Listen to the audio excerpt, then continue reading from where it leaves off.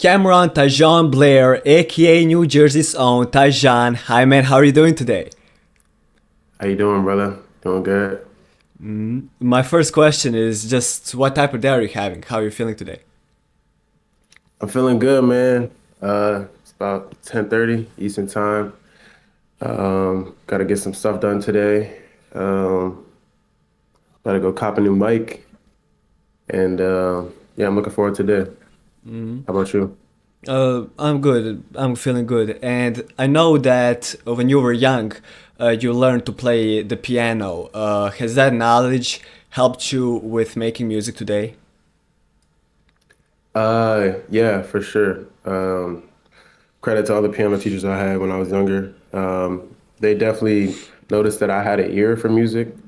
I was able to play songs through sound, teach myself, and they kind of just helped me learn the basics of the keys and everything, and kind of put confidence in myself and me that I could be a good piano player. So um, I think it definitely helped me, especially now. I'm old enough to really understand what music theory is. So um, this helped me definitely. A couple of weeks ago, you released your new project, 808s and Faith. How was it making it?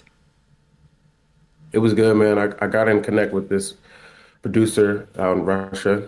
Um, he helped me produce like the first seven tracks. Well, he made the beat for the first seven tracks. Um, and I knew when I made "You Better," that was the first single really that came out from that project.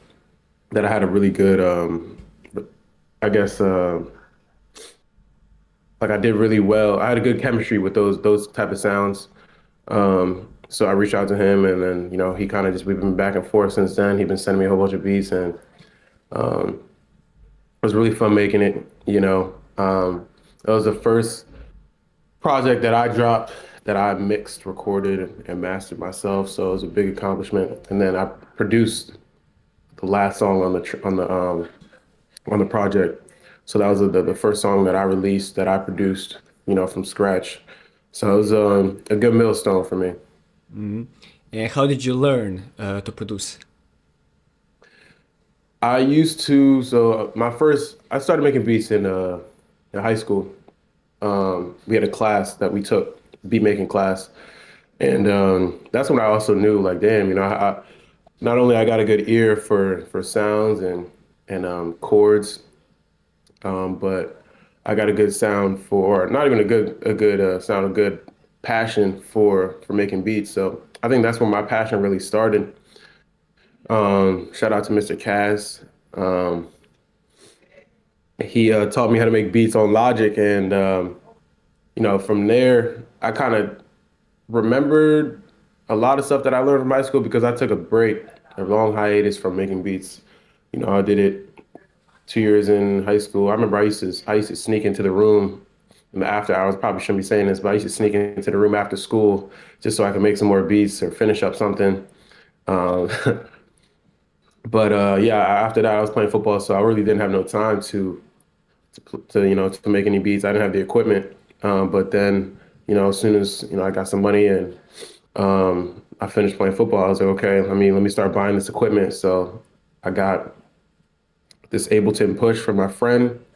He sold it to me for pretty much half the price, and from there, I kind of was just toying around with it, kind of relearning a lot of things that I already knew while also learning new things, and still learning process. I still have a lot more to learn. So uh, really, this past year is when I really started making my own beats again. So well, really, yeah, 2025, really, yeah. And how did you start making your 808s and Fate project? Yeah, so I started off with You Better. Um, I knew, obviously, like I said, when I hopped on that beat, I was like, all right, man, I got to make some more songs like this. And from there, I was just recording. His name is Kudo, the producer. He sent me a whole bunch of beats, and yeah, I was just recording, and I picked like the top seven tracks that I made.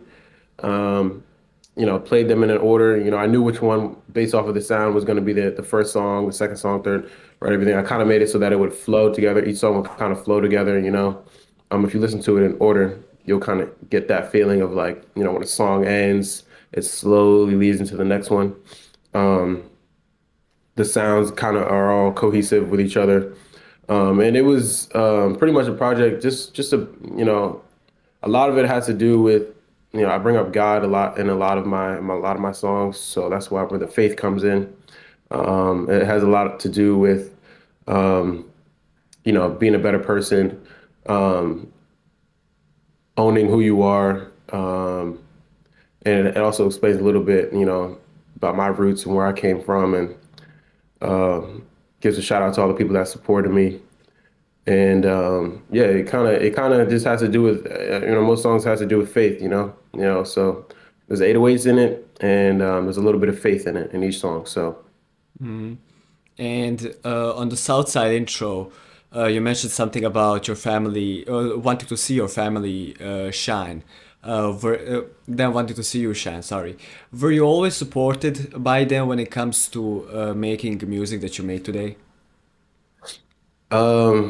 at the end of the day, um, my family I feel like they know they got no choice but to support me because even if they don't, I'm gonna do what I want to do. So it's either you're with it and you're with me, and through the bottom all the way to the top, or you're not, because at the end of the day, even with football, I had a lot of people who, I won't say them, but a lot of people who doubted me and didn't believe that I could make it. Um, and they know, I work best when people doubt me. So it's better to be on the side supporting than doubting me because I definitely I forgive, but I don't forget. So um, they've been very supportive. Um, Obviously, it's a tough field to get into as far as making money, but especially when you're starting off. So I handle my business though. I make sure I get to it the right way. I always work. I have a job too, so it's not like I'm just sitting around the house all day. Waiting for a song to come to me. I have a very structured life, so I set aside time to make music. I set aside time to work, and I set aside time to rest and or to do whatever I want to do. So um, they've been very supportive, and I appreciate them for always helping me, listening to my songs and believing in me. So it means a lot. And I also know that you study film. Uh, has that impacted the way that you look at art? Yeah, for sure. I definitely think I have a keen eye for visuals. I get, God blesses me with visions in my head, and I'm always on Pinterest or making a Canva for video shoots or treatments. Um, yeah, I think it's definitely impacted the way I've seen the world. I think the biggest thing is reading and writing. That's definitely helped me describe and use my language to help describe um, the world as I see it in a figurative way. So both of those things go hand in hand. The visuals definitely uh, help me with when I write a song, I automatically see a vision for what the video could look like. So I think films definitely something I want to get more into. I definitely want to get into some acting this year. So I want to explore that side as well. And like you said, you are a big fan of movies. Would you say that love also, in a way, impacts the way that you do music? Do you get inspired by those kinds of things? Yeah, no, I definitely, especially as I started making beats, I've even started making beats, specifically for films, um, basically for moments in a film. I'm like, oh, this song could be perfect for, the end of a film where everything's wrapping up, or the beginning of a film, or this part of a film. So I always keep that in mind. Even when I'm making beats, it may not be something that, hey, I might want to, hop on. It might just be just the the composition itself could be used for a movie or theater. So this year, gonna be big on me for getting my songs into sync libraries so I can, maybe be on a TV show or a movie, just as a soundtrack. So I think I definitely want to produce a soundtrack for a movie or movies, in the incoming future for sure. And do you have some favorite soundtracks? Favorite soundtracks, actually, I really like might sound corny, but I like the what Tyler the Creator did on the Grinch soundtrack. I think that was a big inspiration for me. Listening to that, I was like, man, I like this. I like how he was able to, have this whole soundtrack to himself, and it sounded like him, but it still fit the movie itself. So I think that was a pretty cool thing to hear. Obviously, I like I like the movie itself too, all versions of it, but that soundtrack specifically kind of stands out to me. I also like.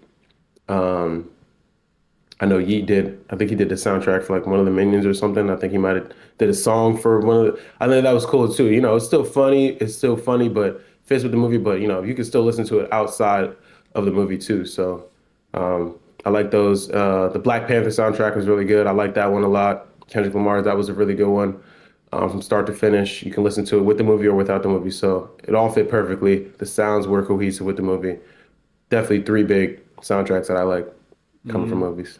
And often through this interview and just like overall, like I know that you're a very spiritual person. And recently I saw a video of you praying to God on your YouTube channel.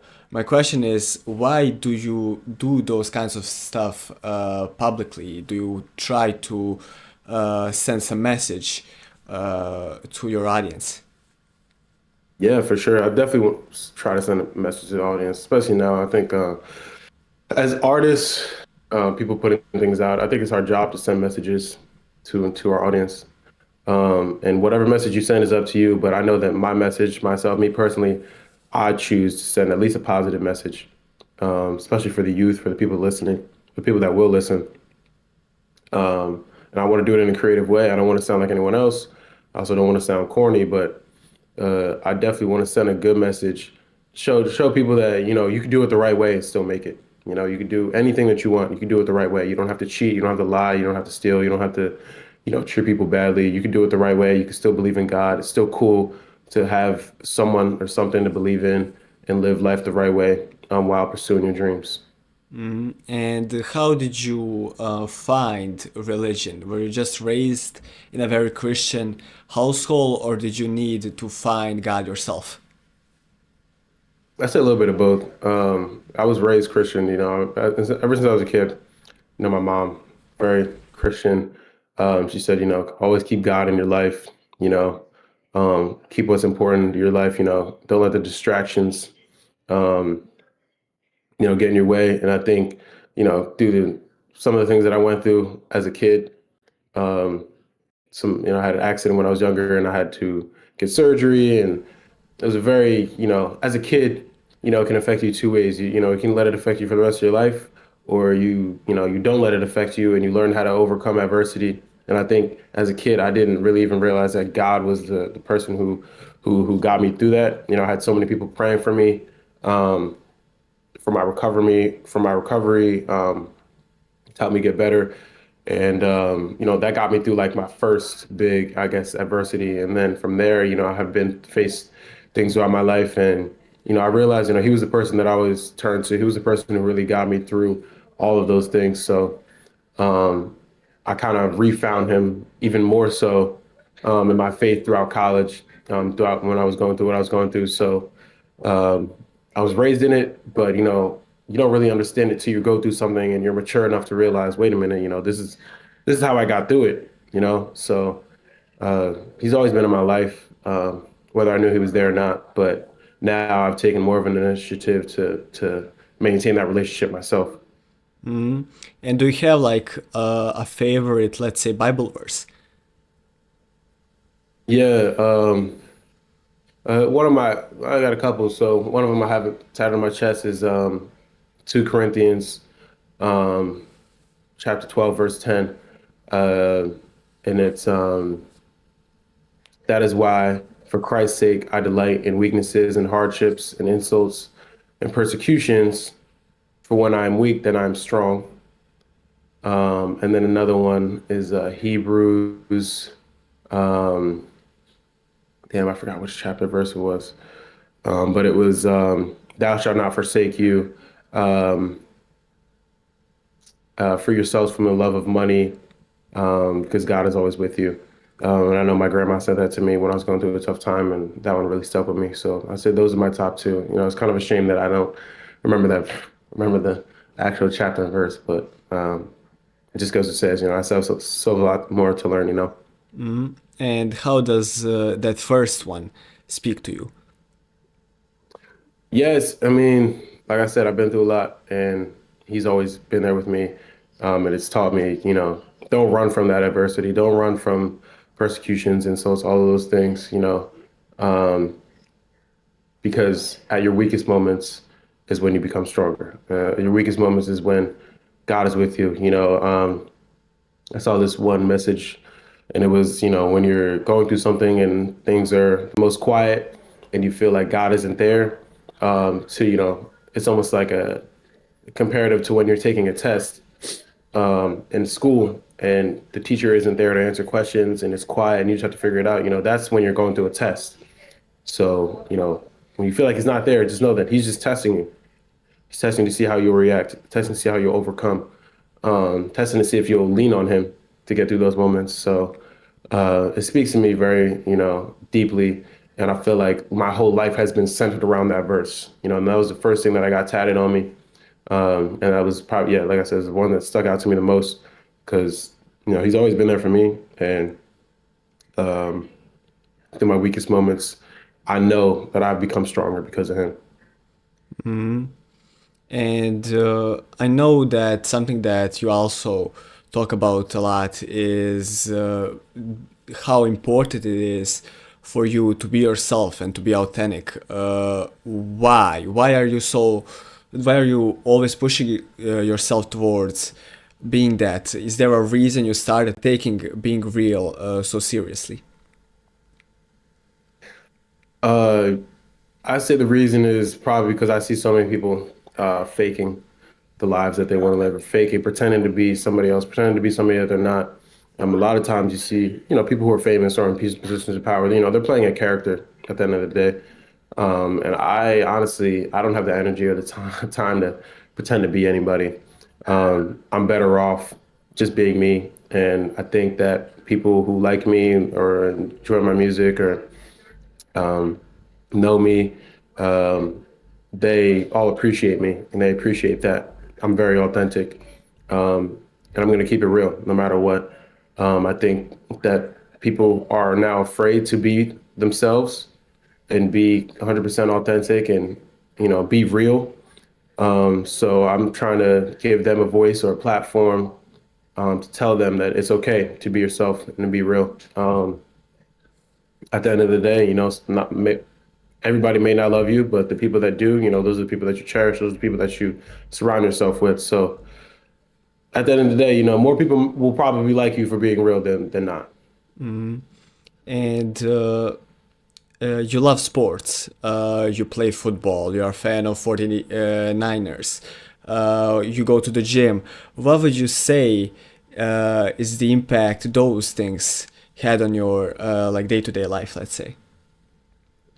Yeah, I mean, I played football since I was what 5 years old. You know, I was blessed enough to receive multiple scholarships to play at Division I level, and you know, live out my dream. You know, dream that I had since I was a kid, and that was kind of a testament to all the hard work and faith and God and having the right people around me who also shared that dream. So it definitely has always stuck with me to be active, to work out. I think it creates discipline. There's nothing like feeling good and looking good.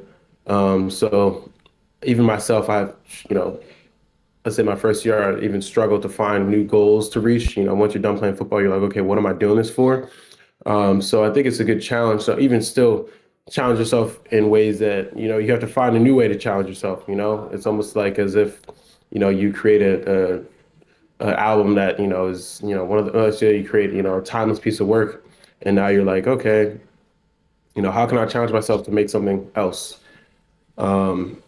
It's the same concept. It all translates over, and I think the way you attack, you know, how you do anything is how you do everything. So if you take care of yourself physically, mentally, push yourself in the gym, challenge yourself to do things, then that same concept will kind of translate to anything else you do in life, whether it's music or work or whatever it may be. So um, fitness, a huge part of my life.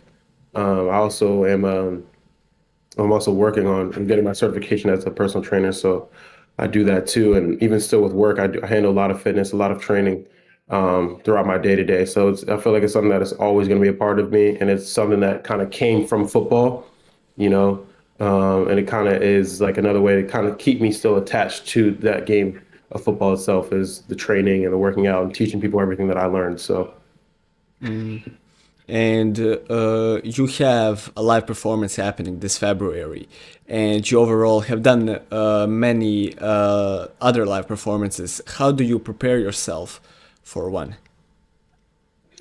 yeah, I treat it the same way I treat football. You know, I visual first of all visualizing um, myself on that stage, what I want to say, how I want to say it, what I want to wear. I think that's the first thing that comes to my head is what is the image that I want to portray in this for this performance? What's the fit?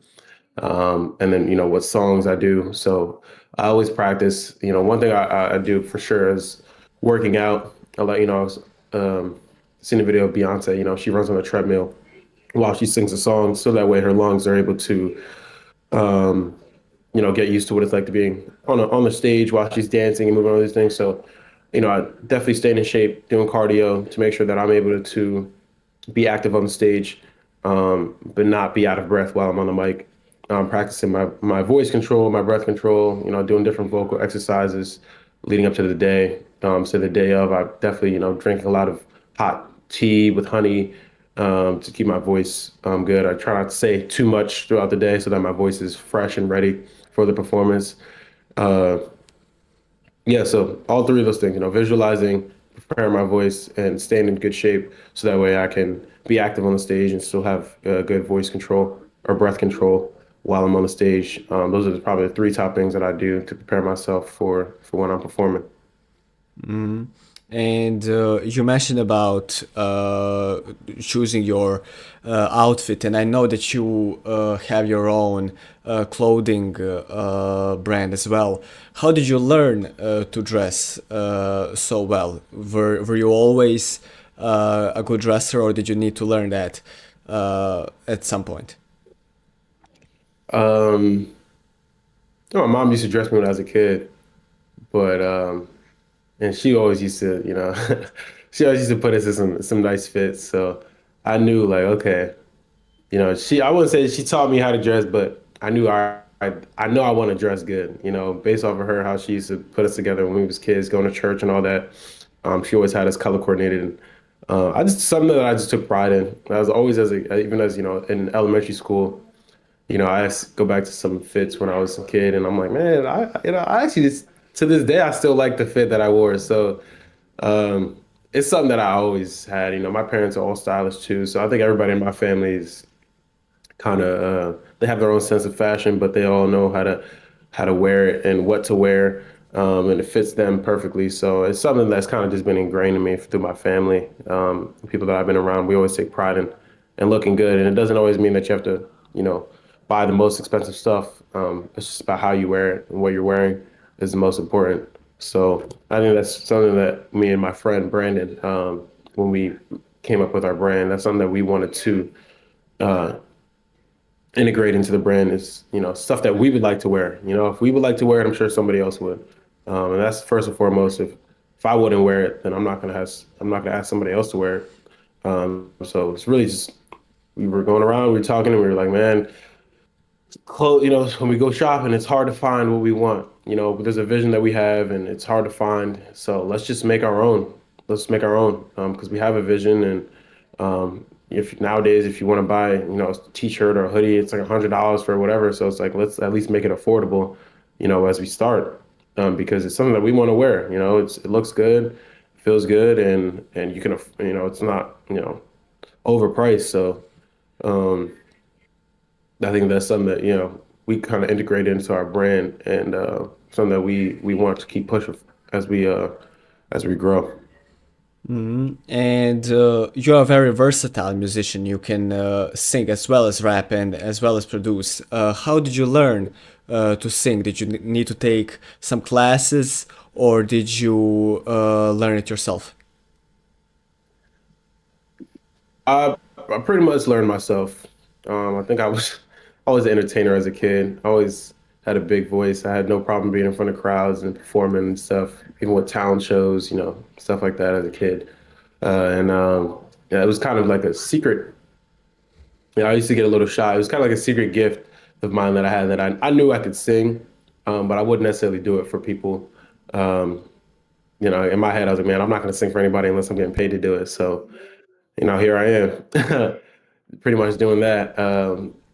My mom was always a good singer, so maybe I got that from her. But I think the biggest thing is that I have um, a good sense of like, uh, what's the word? Like I'm not tone deaf. I don't know what the opposite of that is, but I can hear when something's out of key and I can hear when something's in key. So a lot of it has to do with my ear. Same way that I play the piano to hear what sounds right, what doesn't sound right. It's the same way that I sing. There's a lot of trial and error with that, but most of it I've just learned to myself, especially with the vocal exercises. Those help. Um, and listening to other great singers, Michael Jackson, as one, Stevie Wonder, those other great singers. Hearing how they not just what they sing, but how they're singing it is, that's the most important. How they're singing to the point where you can feel what they're saying. Is those are things that I picked on from legendary singers. So pretty much self-taught there. And I'm interested, who are some other musical inspirations that inspire your art? Other inspirations, big inspiration of mine, artist of mine that I never get tired of his music is Pierre Bourne. You can tell that from the 808s and Faith, a lot of his kind of sound, 808 spacey vibes, synths and all those things. Those are things that that's a sound that I love. I can always go back on to something that I've kind of feel like I've mastered. Still a lot more to go, but something that I definitely felt connected to, keen eye, had a keen ear for it. His production, even early Travis Scott. I think listening to Days Before Rodeo, or not, yeah, Days Before Rodeo, and then Rodeo. Those two were kind of like, oh man, I wasn't even listening to the lyrics as much as I was listening to the production. And that's when I was like, man, like I love how they compose this. Um, and that was pretty much what brought my interest into being a producer. And then I was always a huge Michael Jackson fan, like I said earlier. So I loved how he was able to harmonize and layer his vocals on tracks. I try to take that from him. And then Stevie Wonder, I just love the way he plays the piano. I love the way he's able to bring in, kind of like soul, but like gospel chords into his songs. So those are probably big four inspirations for me in my music. And even with this, I have another project coming up.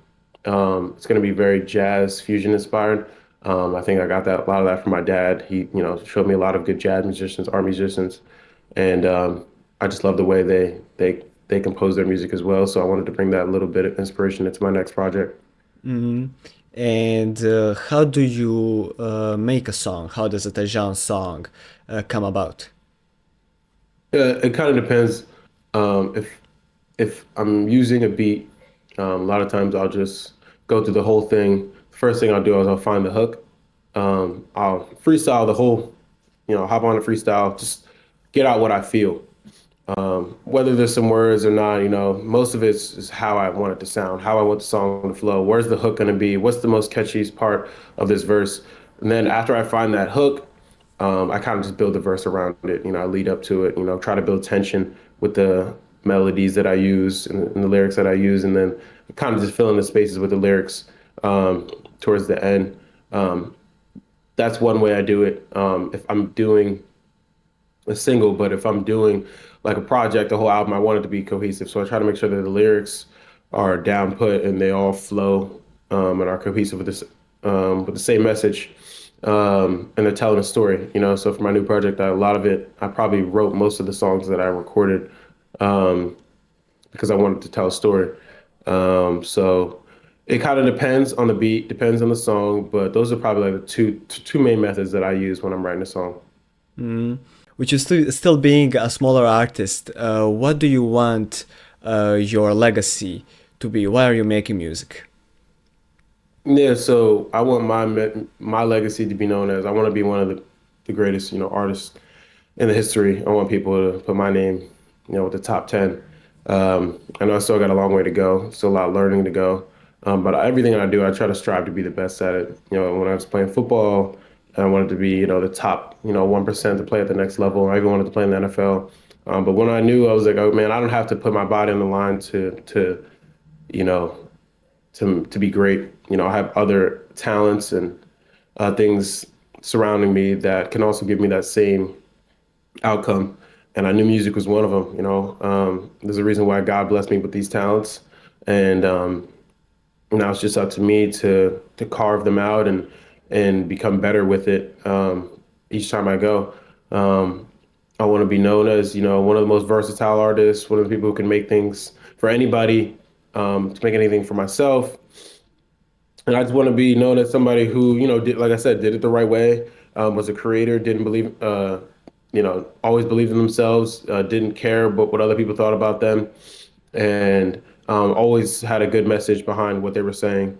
So that's how I want to be remembered as an artist. I want everybody in the whole world to be able to hear what I have to say. I want to perform in front of hundred thousands of people. You know, um, I want to see the world. So connecting with huge, large fan base, and giving them the right message, so that way they can go through on about their lives the right way is how I want to be remembered. That's how I want to do it. That's my dream. And is there a moment that you realized you were doing something right? By that I mean, what was the first moment you truly felt proud of yourself when it comes to music? One of the first moments.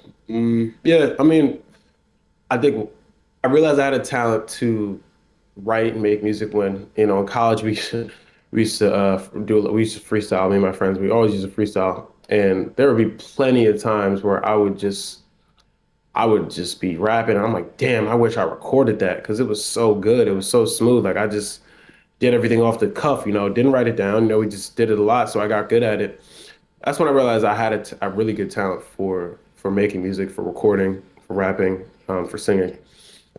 But a moment that I was really proud of was when I dropped uh, pretty much my first song on SoundCloud. It was with me and my friend Leo Pearl. He's another artist from Jersey.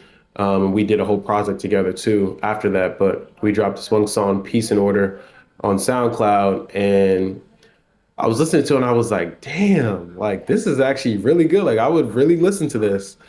Um, and it was the first song that I put out, and I was like, it's really good, and I like it. So that was when I also was like, okay, man, like I could take this serious. What if football doesn't work out, this is something that I know that I could do. And I had a lot of fun doing it. Um, and yeah, shout out to him, because without him, I wouldn't be able to put out some of the music that I had. I was recording at his house a lot after football. So that first song, I think it dropped in like 2019. Like I said, I had been recording sporadically. I hadn't really, done it for real, but that was like the first song that I really, hopped in the studio, finished and put out. And I was really proud of it, of how it sounded. I've come a long way since then, but even still to this day, that song is a great song. And I think it's been an amazing interview. So I just want to leave you to plug anything you want to plug. What are you working on? Where can people find you? All those kinds of things. Yeah, appreciate it. So yeah, got a show coming up with Baby Juke, February 21st at the Delancey in Manhattan. That'll be at 4:30. We're gonna rock it out. We got a whole hour to ourselves, so let's have a good time. Tickets are $10. You just DM one of us, you can get a ticket. I got FreeTheReal. I got on me right now. All right, we got shirts, hoodies coming out. Hoodies are out right now, actually. We're gonna have another drop coming soon. You can just go on freethereal.com. My socials, everything the same. Tajon, FTR, on TikTok, Instagram, YouTube, you name it. That's the Twitter, everything. And then yeah, I got an album coming out that'll be dropping, self-produced by me. Every single song made from scratch, jazz fusion inspired. That'll be dropping around late May, early June. I'll play you guys just a little snippet from the album, just a little different. It sounds very different from what I put out. Tune in and listen. Listen, yeah.